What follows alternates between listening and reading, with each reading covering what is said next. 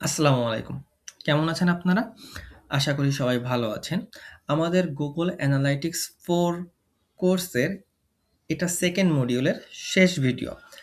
আর আজকে আমরা শিখব কিভাবে আপনি আপনার Google Analytics 4 এর সাথে Google Search Console এর ইন্টিগ্রেট করবেন। অর্থাৎ Google Search Console এর ডেটা GA4 এ কিভাবে আপনি এড করবেন সেটা শিখব এবং প্র্যাকটিক্যালি শিখব। তার আগে একটা কথা আমি বলে নিই, যদি আপনার ওয়েবসাইটে কখনো Google Search Console সেটআপ করা না থাকে, সেটা আপনাকে আগে সেটআপ করতে হবে।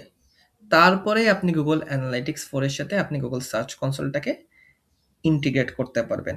সো এটা আপনার ওয়েবসাইটের অর্গানিক সার্চ পারফরম্যান্স বোঝার জন্য অনেক ভ্যালুয়েবল একটা টুল এবং এই টুলটা ফ্রি একটা tool. So I highly recommend that you must integrate this tool with your website.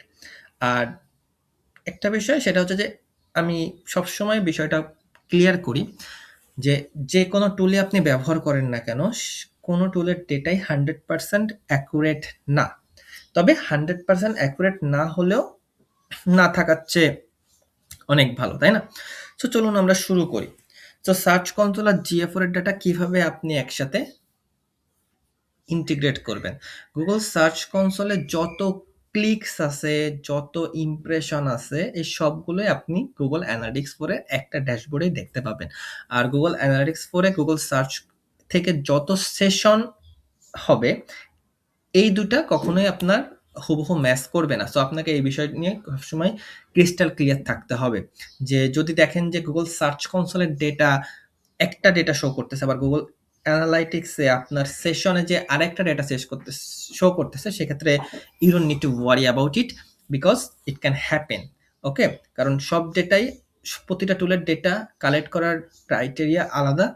সেক্ষেত্রে আলাদাই আপনার সামনে প্রেজেন্ট করবে। এটা একটা নরমাল। যদি আপনি দুটো টুলের ডাটা সেম দেখেন, সেটা কাইন্ড অফ একটা কোইন্সিডেন্স হবে। ওকে? বাট এটা কখনোই সেম থাকবে না। তাই এই দুটোর নাম্বার আপনার কম্পেয়ার করে কখনো চিন্তিত হওয়ারও কোনো কারণ নেই। সো এটাও আমি বলে দিলাম। ওকে? সো আমরা এখন দেখব কিভাবে আমরা সার্চ কনসোলটাকে ইন্টিগ্রেট করব। তো সার্চ কনসোল GA4 এ কিভাবে আমরা লিংক করব। চলুন। সো আপনাকে সবার প্রথমে এই যে নিচে যে সেটিং আইকনটা দেখতেছেন, এখান থেকে আপনাকে অ্যাডমিনে ক্লিক করতে হবে। দেন হচ্ছে একটু স্ক্রল ডাউন করে নিচে আসতে হবে। নিচে আসে এইখানে যে প্রোডাক্ট লিংক সেকশনটা দেখতেছেন, এখান থেকে সার্চ কনসোল সবার লাস্টে সার্চ কনসোল লিংকস, এখানে আপনাকে ক্লিক করতে হবে। এখানে ক্লিক করার পর আপনাকে লিংকে ক্লিক করতে হবে। দেন চুজ অ্যাকাউন্টে যেতে হবে।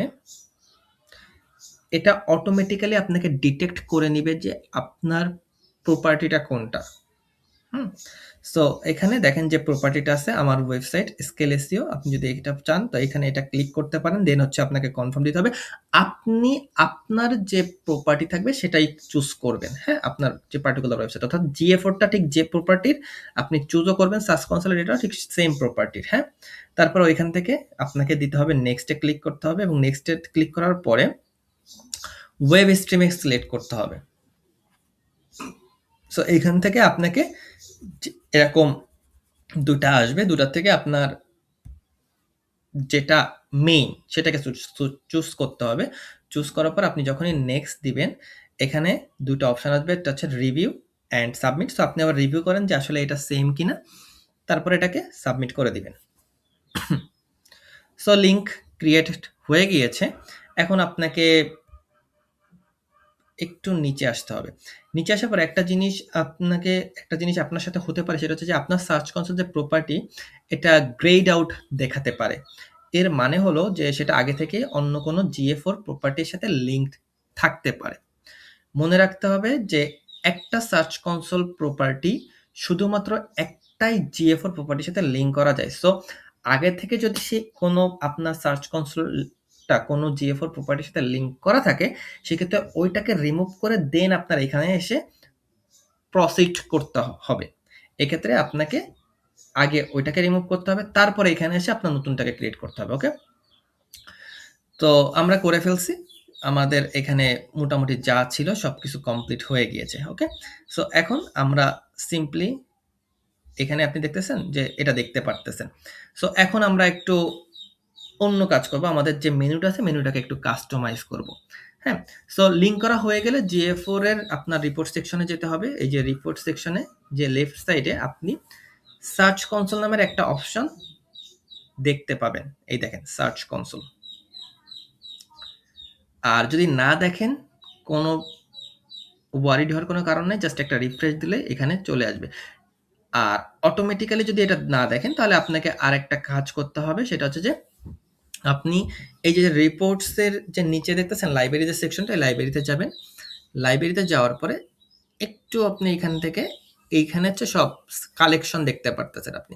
এই দেখেন এই সার্চ কনসোল কালেকশনটা, এটাকে আমি পাবলিশ করে দিয়েছি। যখন আমি এটাকে আনপাবলিশ করে দিব তখন দেখবেন যে এটা চলে গেছে। দেখছেন লেফট সাইডে এটা আর পাচ্ছেন না। সো আপনাকে, যদি আপনি এটা না দেখতে পারেন, অর্থাৎ ওই সার্চ কনসোলের লিঙ্কটা যখন ইন্টিগ্রেট করবেন তখন যদি এটা আপনি না দেখতে পারেন, সেক্ষেত্রে আপনাকে এখানে আসতে হবে। এখানে আসার পরে এই যে লাইব্রেরিতে আসার পরে আপনি একটু এই সাইডে আসবেন। আসার পরে এখানে যে সার্চ কনসোলটা দেখতেছেন এটাকে আপনার পাবলিশ করতে হবে। পাবলিশ করলে আপনি এখানে এটা দেখতে পারবেন। ওকে, সো আশা করি আপনি বুঝতে পারতেছেন। খুবই স্ট্রেট ফরওয়ার্ড কাজ, জাস্ট আপনাকে একটু ঠান্ডা মাথায় এগুলোকে করতে হবে। এবং তারপরে সার্চ কনসোলে আপনি চলেন। সার্চ কনসোলে দেখি আমাদের কি, কি রিপোর্ট দিয়েছে। সার্চ কনসোলে আপনি দুইটা রিপোর্ট দেখতে পাবেন। একটা হচ্ছে কোয়েরিজ আর একটা হচ্ছে গুগল অর্গানিক সার্চ ট্রাফিক। প্রথমটা কোয়েরিজ, এখানে আপনি দেখতে পাবেন কোন, কোন সার্চ কোয়েরি দিয়ে মানুষ আপনার ওয়েবসাইট খুঁজে পেয়েছে। এবং আমি একটু স্ক্রল ডাউন করে নিচে আসি। সো কোন, কোন ওয়েবসাইট দিয়ে মানুষ আপনার ওয়েবসাইটটা খুঁজে পেয়েছে, ক্লিকস ওভার টাইম একটা গ্রাফ, আপনি সেই গ্রাফটা দেখতে পারবেন যে সময়ের সাথে সাথে কতগুলো আপনি ক্লিকস পাচ্ছেন এই যে উপরে। আর একটা কথা মাথায় রাখা ভালো, সেটা হচ্ছে সার্চ কনসোলের ডেটা সাধারণত 1 থেকে 2 দিন পরে আপডেট করা হয়। সো আপনি একদম ইমিডিয়েটলি আপডেট পাবেন না। তাই গ্রাফে হঠাৎ করে যদি শেষের দিকে আপনি বড়সড় একটা ড্রপ দেখতে পান, মাথা ঘামানোর কোনো দরকার নাই। কারণ ওই ডাটাগুলো এখনো আসেনি। এটাই হচ্ছে সেটার কারণ। ওই ডাটাগুলো যখন আপডেট হবে তখন আপনি সুন্দরভাবে এটা দেখতে পারবেন। তো এই রিপোর্টের যে ডাইমেনশন গুলা আপনি যদি একটু দেখে, এই ডাইমেনশন গুলো চাইলে আপনি পরিবর্তন করতে পারবেন। এই ডাইমেনশন গুলা যেমন কান্ট্রি দিয়ে দেখতে পারেন, কোন দেশ থেকে কতগুলো ভিজিটর আপনি পাচ্ছেন। এটা হচ্ছে আপনার টোটাল দেখেন, ইন্ডিয়া থেকে কেমন পাচ্ছেন, পাকিস্তান থেকে কেমন পাচ্ছেন, Bangladesh, Morocco, Canada, Chile, Ecuador.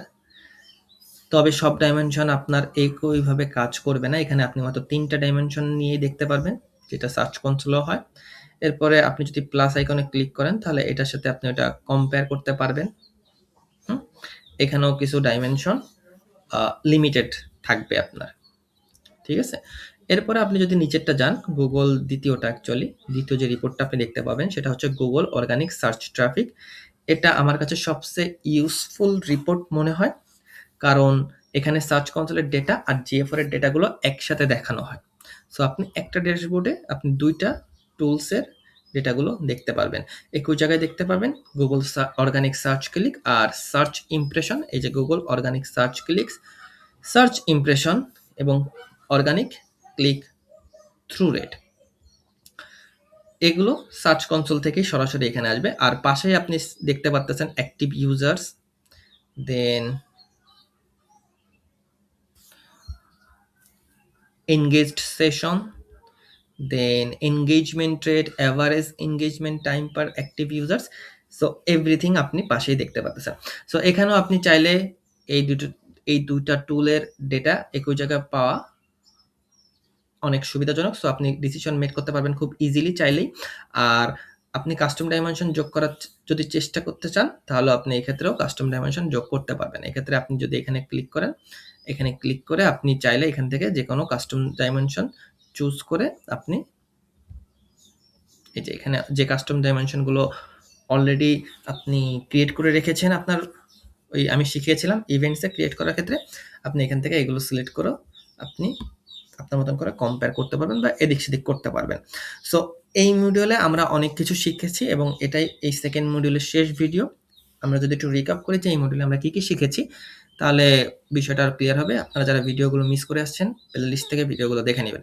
So GA4 property আর ডেটা স্ট্রিম কিভাবে তৈরি করতে হয় আমরা এটা শিখেছি। মাল্টিপল ওয়েবসাইটের জন্য কিভাবে আপনি GA4 সেটআপ করবেন সেটাও শিখেছি।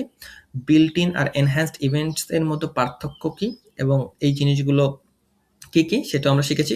কিভাবে একটা কাস্টম ইভেন্ট তৈরি করবেন GA4 এ সেটাও আমরা শিখেছি। ইভেন্টস প্যারামিটার কিভাবে আপনার রিপোর্টের সাথে দেখবেন এবং রিপোর্টে যোগ করবেন, কাস্টমাইজ করবেন এগুলো আমরা শিখেছি। আর লাস্টলি আমরা শিখেছি সার্চ কনসোল ডেটা কিভাবে আপনি আপনার GA4 ড্যাশবোর্ডে দেখবেন অর্থাৎ সার্চ কনসোল কিভাবে লিঙ্ক করবেন। সো অনেক কিছু শিখেছি। এই পুরো মডিউলটা আপনি আরেকবার দেখবেন। আরেকবার দেখলে বিষয়গুলো আরো ক্লিয়ার হয়ে যাবে। অনেক, অনেক ইম্পোর্টেন্ট জিনিস শিখেছি।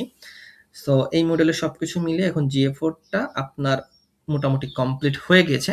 ডেটা কালেক্ট করার জন্য আপনার GA4 টা রেডি এবং আপনার ওয়েবসাইটের যে ইম্পোর্টেন্ট ইনসাইটস আছে, যে ইনসাইটস গুলো আপনার ডিসিশন মেকিং এ সাহায্য করবে, এরকম ইনসাইট পাওয়ার জন্য আপনার GA4 টা রেডি।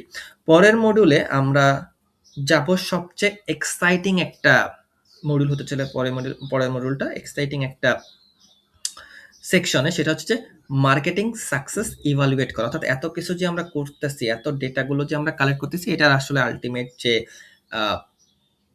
ফাংশন, আল্টিমেট যে আউটকাম, এটা যাতে আমরা পেতে পারি।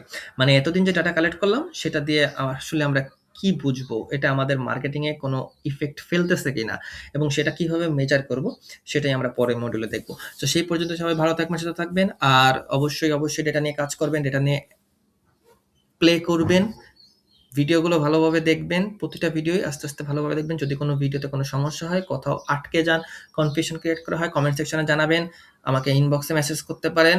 I will give answers. Okay, so দেখা হবে পরবর্তী ভিডিওতে। আসসালামু আলাইকুম।